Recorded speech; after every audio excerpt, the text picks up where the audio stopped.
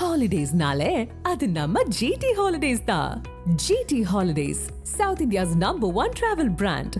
You know you are special when you're with GT Holidays. சட்டமன்ற தேர்தல் நெருங்கும் நிலையில் அதிமுக பாஜக இடையேயான கூட்டணி பேச்சுவார்த்தை தற்போது முக்கிய கட்டத்தை எட்டியுள்ளது. தொகுதி பங்கீட்டை பொறுத்தவரை பாஜக தரப்பில் 40 தொகுதிகள் வரை கோரப்பட்டுள்ளதாக தெரிகிறது.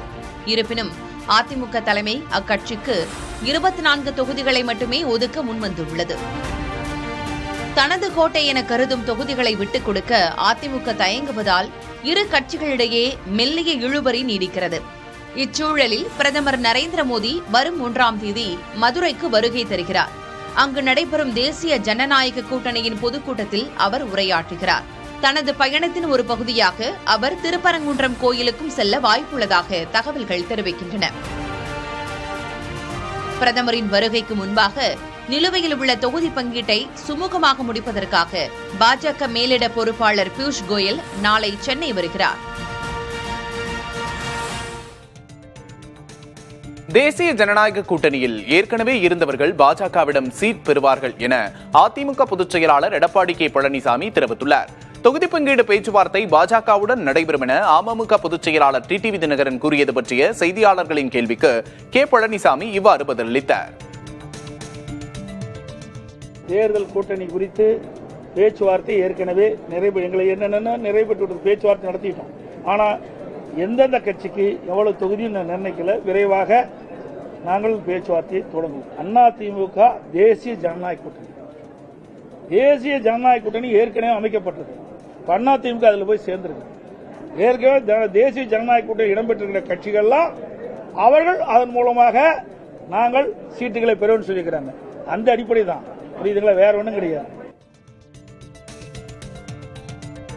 பாஜக ஆட்சிக்கு வந்தால் நல்லதுதானே என அமமுக பொதுச் செயலாளர் டிடிவி தினகரன் தெரிவித்துள்ளார். நாங்குநேரியில் நடைபெற்ற முன்னாள் முதல்வர் ஜெயலலிதாவின் பிறந்தநாள் விழாவில் பேசிய அவர் பிரதமர் மோடியின் ஆட்சியை வெகுவாக பாராட்டினார்.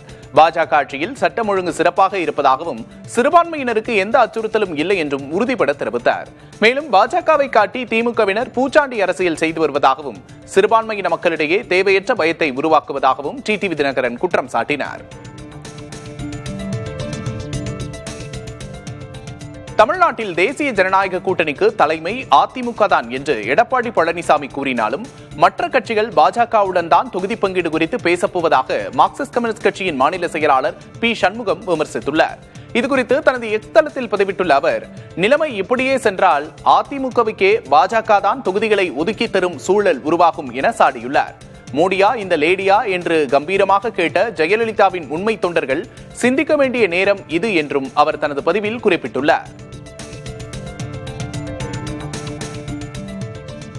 அதிமுக ஆட்சிக்கு வராது என்ற நம்பிக்கையில் 10,000 ரூபாய் உதவித்தொகை போன்ற அறிவிப்புகளை எடப்பாடி பழனிசாமி வெளியிடுவதாக விசிக தலைவர் திருமாவளவன் விமர்சித்துள்ளார். தேர்தல் காலத்து வாக்குறுதிகள் வழக்கமான வாக்குறுதிகள். அதிமுக ஆட்சிக்கு வராது என்கிற நம்பிக்கையில் இந்த அறிவிப்பை செய்திருக்கலாம் என்று நான் கருதுகிறேன். தோன்றுவதை அவர் சொல்லுகிறார், எழுதி கொடுப்பதை வாசிக்கிறார். திமுக எதிர்ப்பை மட்டுமே அரசியலாக பேசுகிறார். அவர் இதுவரையில் 5 கொள்கை தலைவர்களை ஏற்றுக்கொண்டதாக சொன்ன அவர் அந்த தலைவர்களின் கொள்கை கோட்பாடுகள் என்ன என்பதை தன்னுடைய தலைமையை ஏற்று வருகிற தொண்டர்களுக்கு விளக்கியதாக தெரியவில்லை. நடிகர் சரத்குமார் பாஜக மாநில தலைவர் நயினார் நாகேந்திரனை சந்தித்து தனது ஆதரவாளர்களுக்கு பொறுப்புகள் வழங்க வேண்டும் என்று வலியுறுத்தினார். சென்னை கமலாலயத்தில் தனது ஆதரவாளர்களுடன் சென்று சந்தித்த சரத்குமார் பின்னர் செய்தியாளர்களை சந்தித்தார். அப்போது பேசிய அவர் தனது 22 ஆண்டுகால அரசியல் அனுபவத்தை மாநில தலைவருடன் பகிர்ந்து கொண்டதாகவும் தான் தேர்தலில் போட்டியிடப் போவதில்லை என்றும் தனது ஆதரவாளர்கள் போட்டியிட 100% வாய்ப்பிருப்பதாகவும் கூறினார். Holidays-nale, adu namma GT Holidays da.